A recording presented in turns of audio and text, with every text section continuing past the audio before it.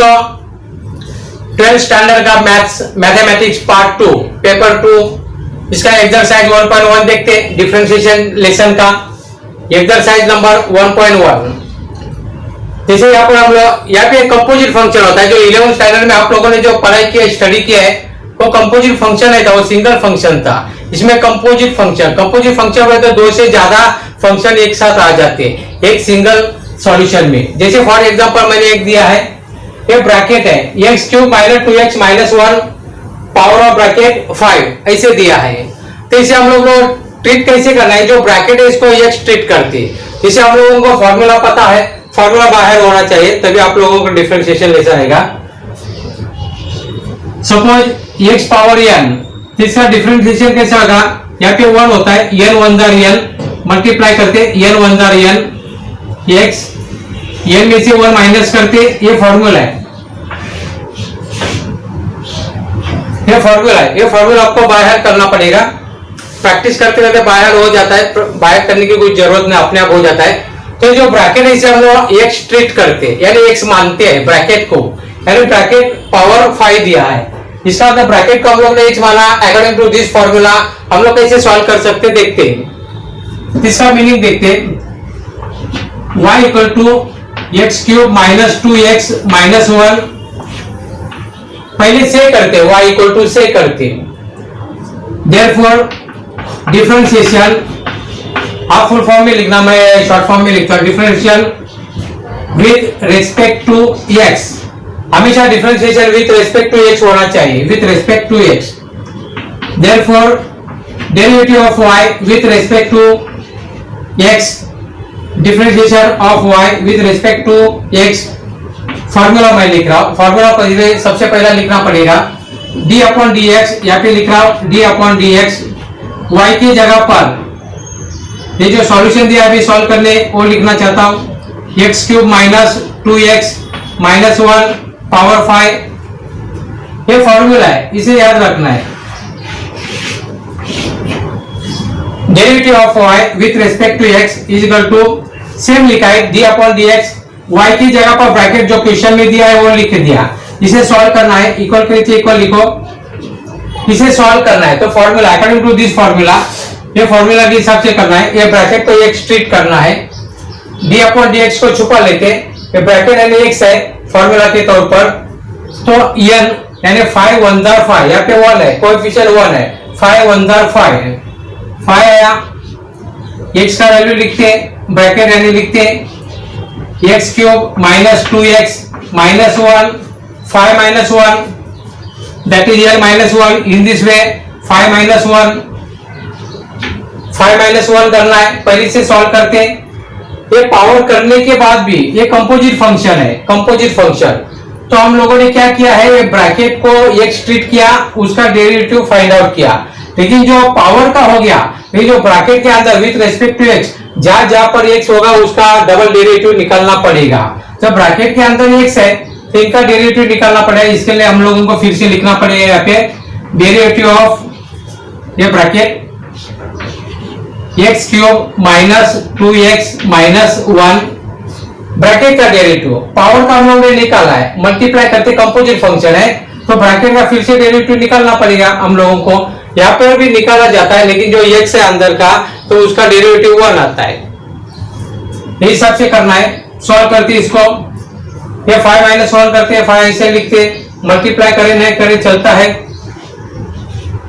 5x cube bracket ही लिखते, x cube minus 2x minus 1 5 minus 1 4 power 4 हो गया, यहाँ पे हिसाब से आएगा, मल्टीप्लाई, यहाँ पे डेरिवेटिव सोचना है, इसको छुपा देते डेरिवेटिव।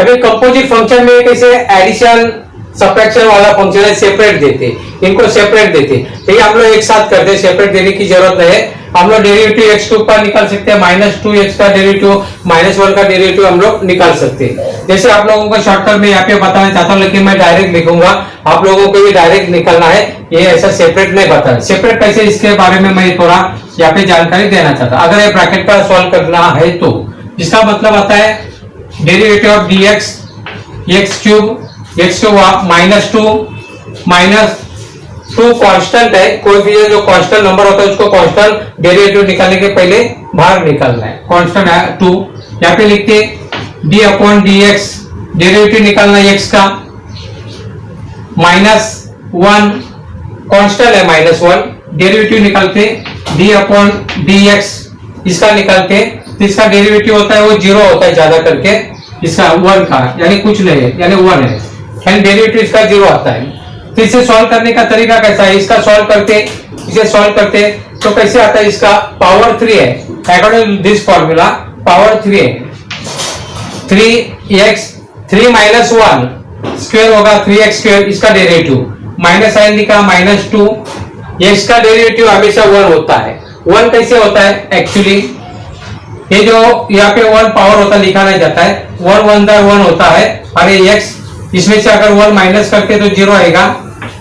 जिसका भी पावर इंडेक्स लेसन हम लोग ने देखा है एक स्टैंडर्ड में, जिसका पावर 0 होता है उसका आंसर 1 होता है, यानी इसका मतलब 1 होता है, यानी मतलब इसका डेरिवेटिव 1 हुआ, -2 लिखा, मल्टीप्लाई इसका डेरिवेटिव 1 आया, इसका 0 आता है, कांस्टेंट है, कांस्टेंट रहेगा तो 0 आने का है, कांस्टेंट बढ़ाने का जरूरत नहीं 0, यानी एक्चुअली इसका आंसर आएगा 3x² - 2। तो ये वाला आंसर यहाँ पे लिखा है, डेरिवेटिव हो गया इसका, ये निकाल के 3x² - 2 ये निकाल देते। इसको आपको समझाने के लिए मैंने ये बात बता दिया है।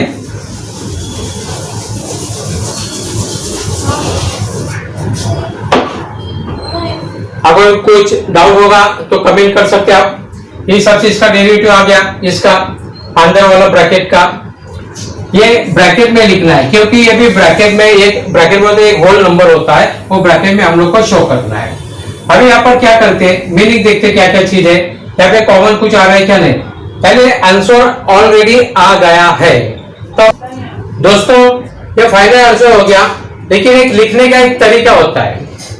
जैसे इसका पावर छोटा है स्क्वायर, इसका पावर क्यूब है यानी बिगर है देन दिस ब्रैकेट, और मल्टीप्लाई में हम लोग को पता है 3 × 2 बोले तो 6 होता है, या 2 × 3 ये भी 6 होता है, यानी इधर इधर हम लोग कर सकते हैं। तो ये ब्रैकेट को पहले लिखो, ये ब्रैकेट को बाद में लिखो, ये लिखने का तरीका है। एक्चुअली ऐसे भी लिखा चलेगा, जो कम पावर वाला है उसको शुरुआत में लिखो, बड़ा पावर वाले को बाद में लिखो, तो हम लोग वैसा लिखते हैं।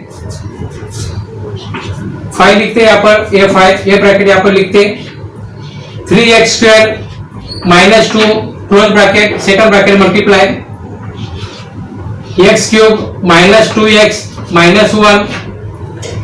You can solve this one. उम्मीद करता हूं आपको समझ में आया होगा। आगे बढ़ते नेक्स्ट देखते दोस्तों, सेकंड भी इसके हिसाब से है जो फर्स्ट वन होगा उसके अनुसार। ये जो ब्रैकेट इसे हम लोग ने एक स्ट्रीट करना है, सॉल्व करना है। मैंने थोड़ा फंक्शन लिख दिया यहाँ पर, पहले से करके y = दिस ब्रैकेट मैंने लिख दिया, differentiation with respect to x, d upon dx, यहाँ पे y लिखा, ये जो ब्रैकेट है यहाँ पर लिखा, इसे सॉल्व करना है। यानी हम लोग ने जो पावर इसका डेरिवेटिव निकाला है, लेकिन जो अंदर का जो विथ रिस्पेक्ट टू x है इसका डेरिवेटिव हमें निकालना है, अंदर वाला। तो अंदर वाले का निकालना है, d अपॉन dx, अंदर का ब्रैकेट लिखना है 2x power 3/2 minus 3x power 4/3 minus 5। Power का डेरिवेटिव यहाँ पे निकाला है, लेकिन अंदर का भी हम लोग को डेरिवेटिव निकालना पड़ेगा, तो ये करना है। पहले इसका निकालते डेरिवेटिव क्या क्या होता है वो इसका डिफरेंशियल निकालते समय इसे छुपाते, ये पावर है यहाँ पे 1 आएगा, 5/2 1 5/2 हिसाब से करते हैं, जिसे फर्स्ट वन क्या हो हिसाब से 5/2 ब्रैकेट के अंदर सेम लिखना है, 2x power 3/2 minus 3x power 4/3 minus 5। इसमें से 1 माइनस करना है, 1 माइनस आपको शॉर्टकट बताना चाहता हूँ कैसे है। 5/2 माइनस 1 हमें फॉर्मूला के तौर पर करना है, जैसे n - 1 ये सबसे करना है। तो इस शॉर्टकट में हम लोग को मन में लाना है, डिनोमिनेटर हमेशा देखना है 2, सॉल्व करते बैठने का डायरेक्ट हम लोग को वैल्यू लिखना है। ये डिनोमिनेटर 2 है, तो इसे हम लोग को मन में 2 लाना है, यानी 2 कैसे बनेगा, ये यानी 2/2 बनेगा, 2/2 यानी सेम होगा डिनोमिनेटर से। डिनोमिनेटर सेम होगा तो हम लोग कैसा बनाते हैं, एक ही बार लिखते हैं 5 माइनस 2 करके, 5 माइनस 2 बोले तो 3/2, तो इसका डायरेक्ट हम लोगों को यहाँ पे आंसर लिखना है 3/2, 3/2। दोस्तों इसका डेरिवेटिव हम लोग ने बना दिया पावर का, 5/2 है, इसमें से 1 माइनस किया तो 3/2 आया। इसका डेरिवेटिव हम लोगों को बनाना है, x का जैसे होता है वैसा इसको x हम लोग ने ट्रीट किया है, इसका डेरिवेटिव बनाना है। तो सेपरेट बनाते लेकिन एक ही साथ लिखते, डायरेक्टली लिख सकते हम लोग।